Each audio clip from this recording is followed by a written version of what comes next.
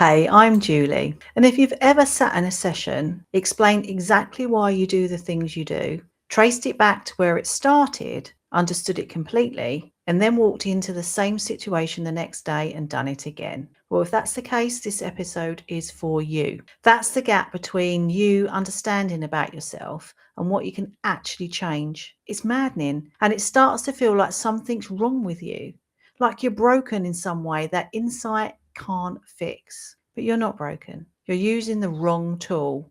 And today I'm going to show you why your brilliant analytical mind was never the right instrument for this particular job and what actually is. Now, in today's show, we're looking at why insight isn't enough.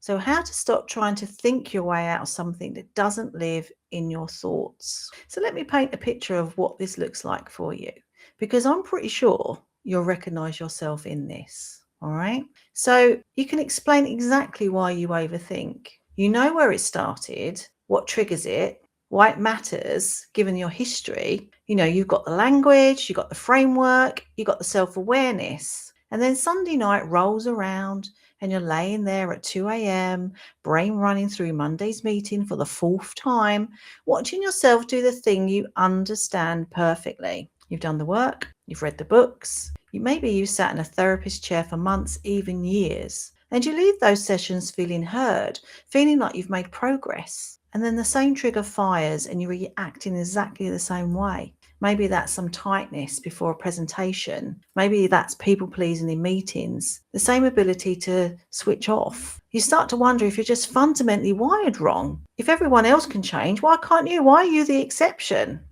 Now, if overthinking was an Olympic sport, I would have won gold medal for sure, because I could analyze myself to death. I knew exactly where things came from, or so I thought, and I knew why I did those reactions, so I thought, and I could explain it beautifully. The problem was I was still doing it. So what I'm going to give you today is a different way of understanding why insight alone hasn't shifted these patterns, and a simple way to start working with what actually will. Because here's the thing, you're not bad at change. You're not resistant. You're not even broken. You've just been trying to fix something that lives in your body, your automatic responses, using a tool that only works on the conscious thinking mind. All right. It's a little bit like reading a book about how you can swim, how you can get a gold medal in swimming if you want. But while you're doing that, you're standing by the side of the pool. Now, you can clearly understand those instructions perfectly. You know them in theory. But until you get in the water and actually do it, nothing really changes, right? So let me explain why this gap exists in the first place. So there's two main levels, really. Now, there's a difference between understanding why you do something and stopping yourself from doing it. So knowing it and doing it are very different. Okay. And most approaches to change stay at the understanding level. So I want you to think of it like this, right? You have your conscious mind, the part that analyzes and explains and makes sense of things. But that's only about 5% of the whole running of the show. All right. The other 95% is automatic.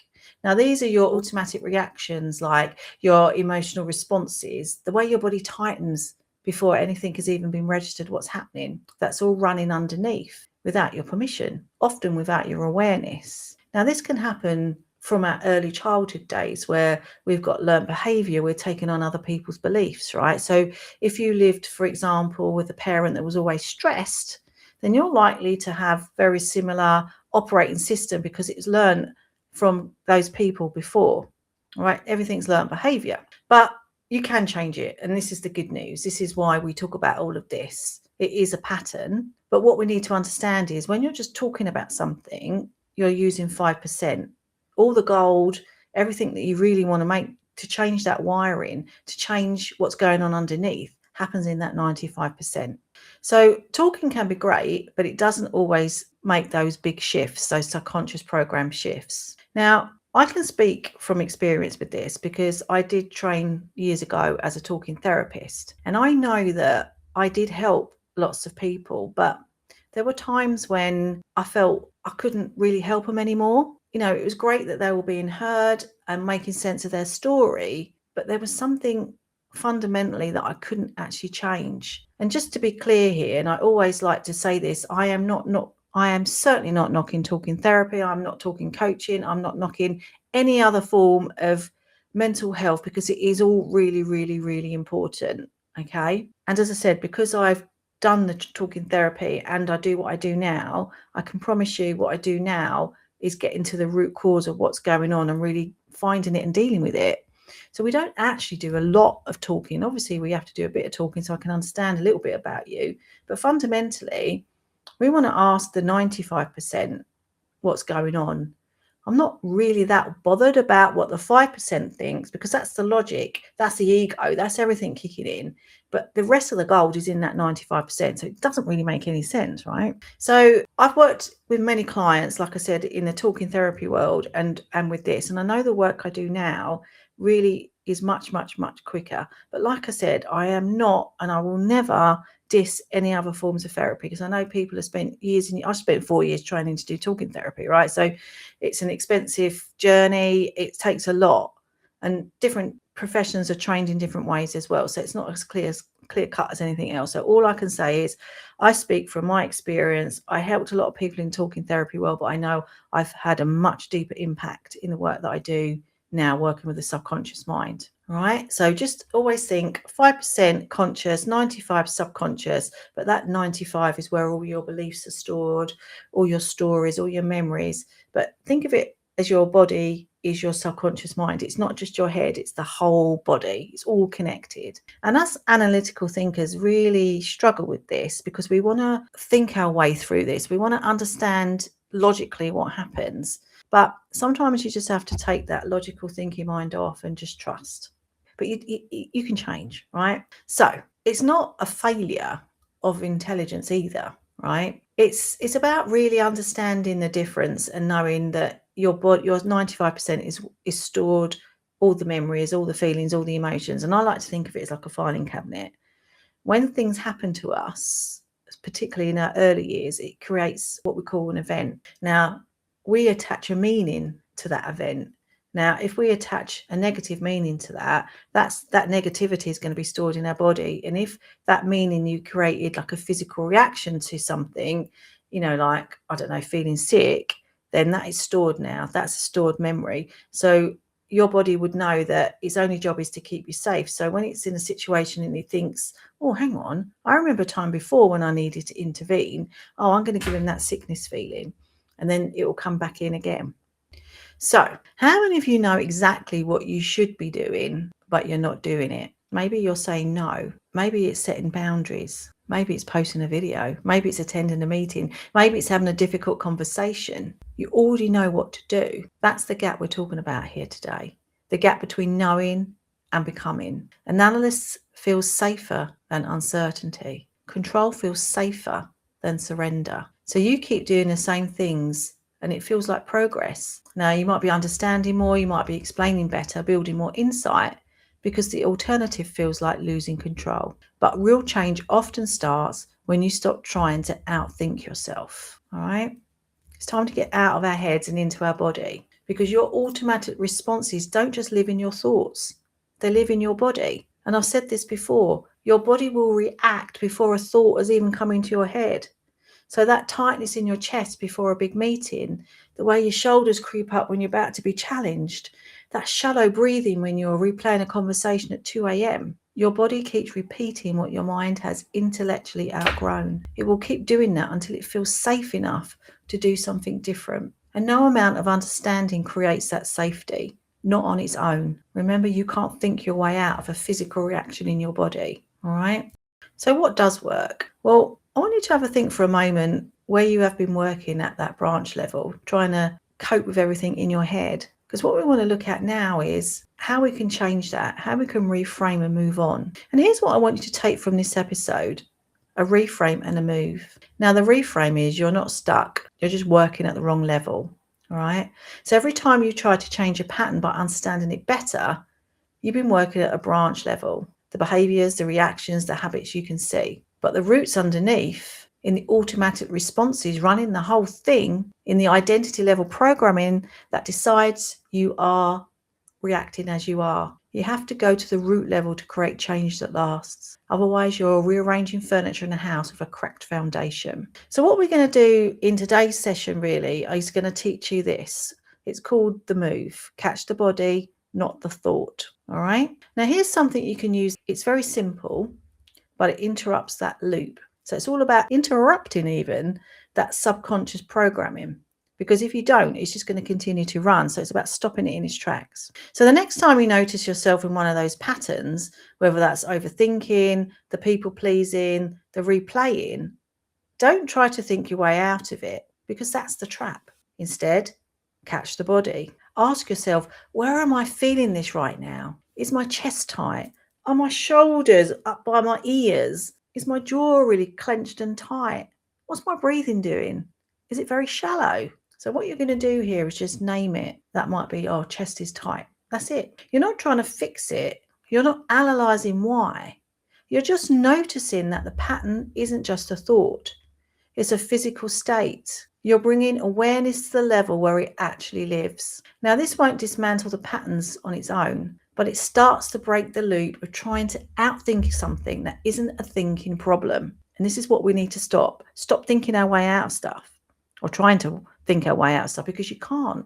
It's the first step towards working at the right level. So let's just put this into some practical examples, see if this helps you understand a little bit more, okay? So maybe you are laying in bed and it's 11 p.m. and your brain is running through tomorrow's presentation. You notice you're doing it. Normally you're trying to reason with yourself. Well, I've prepared enough. There's nothing more I can do. I need to sleep. Instead, you ask, where am I feeling this? Notice your chest is tight. Your breathing is shallow. So just name it. Chest tight, shallow breath. You're not trying to fix it. You're just trying to acknowledge that it's there, really. And it isn't a thinking problem. It's your body running a protective response. Scenario 2, you're in a meeting. You're about to agree to something you don't want to do. You can feel yourself forming, you're going to beat yourself up. You're going to people please again. Instead, in that moment, I want you to catch the body. Where am I feeling this? Oh, maybe it's tension in your stomach, shoulders braced. You name it, that tiny pause. That moment of noticing the physical state instead of just a thought, it creates a gap. And sometimes that gap is enough to choose differently. Sometimes it isn't, but you're starting to work at that right level. Change starts with awareness. If you're just going through life and you're not even aware that you're feeling these feelings, or you're just ignoring all this overthinking and all the things that are going on in your head, you're not going to make any changes. You have to stop and start acknowledging. Does this make sense? So here's what becomes possible when you stop trying to think your way out. When you stop trying to outthink patterns that live in your body, something shifts. You stop feeling like you're broken because insight isn't working. And actually, you realize that you were never broken. You were just using the wrong tool. You stop spending years in weekly sessions where you leave feeling heard, but nothing changes. You start working at the level where change actually happens. And it's faster than you would expect, and it's permanent, not temporary. And you stop white knuckling your way through situations, managing yourself, controlling yourself, performing a version of calm while everything underneath is still firing. And that's a little bit like that swan analogy, isn't it? You look calm on the surface, but your legs underneath are going mad. Wouldn't it be great if you could be that calm swan on the surface and your legs were lovely and calm? Well, that's possible when you start updating those out-of-date wiring, really, because that's what we need to do. And then insight creates awareness, but awareness isn't the same as transformation. So knowing isn't the same as becoming, and that's where so many people get stuck. You actually change how you show up, not because you're trying harder, because the automatic responses that are running the show isn't running it anymore. So in other words, we've stopped that programming, that automatic response, and you're no longer doing it. So you're not going to hit those particular kinks in your hose pipe, if you like, because I talk about the identity, right, of all from whatever age you are now, to where you were born. You have like a hose pipe that's got kinks in it. And when you get a kink in a hose pipe, the water doesn't flow. And it's the same in life. Your energy doesn't flow. You get stuck. So when something happens in, I don't know, when you're 40, it gets stuck on that kink in the hose pipe. But that might have been when you were 5 or 6. But by finding that kink and freeing that kink, you won't stop at that kink anymore, if that makes sense. So here's what I want you to do. The pattern that you've been trying to understand, I want you to understand that that doesn't live in your thoughts, it lives in your body, and you can't think your way into changing it. I can't express that enough. All right. So your action for this week is pick one pattern. Maybe it's the overthinking, maybe it's the people pleasing, maybe it's the 2 a.m. replays, whatever one it is that shouts the loudest. And the next time you catch yourself in it, don't try to reason with it. Ask yourself, where am I feeling this right now? Where are you feeling it in your body? And name that physical sensation. And that's it. You're not trying to fix it anymore. You're just starting to notice that this isn't a thinking problem. And that's the first step towards working at the level where it actually lives. All right. But before you go, maybe you've simply been trying to resolve a body problem with your mind. And no amount of thinking can switch it off or respond to your nervous system because it still thinks it's keeping you safe. So if you recognize yourself in this episode, if you spent years understanding exactly why you react the way you do and nothing has shifted, you're not alone. And let me tell you, you're absolutely not broken. The gap between knowing something and being able to change it, that is real. And closing it requires working at a different level than most approaches even touch. Now, if you want to experience what actually feels like, I've made something for you. It's called the Evening Upgrade. It's a free audio. It's roughly about 10 minutes. And it's designed to help you actually switch off tonight instead of lying there with your brain still running through everything, because that's really annoying, isn't it? When you just can't sleep. It works at body level, not the thinking level. Now, if you're interested, I'm going to drop the link. So just as a little reminder, okay, you cannot think your way out of a body issue. You've been trying to do that, right? I mean, you can say what you're talking about, but I bet you've been trying it and you haven't been able to, right? In the same way, you can go on this lovely holiday, but when you're still taking it with you, right? So you can't run from it. And the other big thing is 5% conscious, automatic responses is the 95%. Patterns that live in your body, not just in your thoughts. So the exercise this time is the move, right? Catch the body, not thought. So ask, where am I feeling this right now? Name the physical sensation, and you don't need to fix it. I just want you to notice it. But anyway, I've been Julie. Please subscribe. Please like the show. Please add any comments. Thank you very much for watching. Take care. Bye.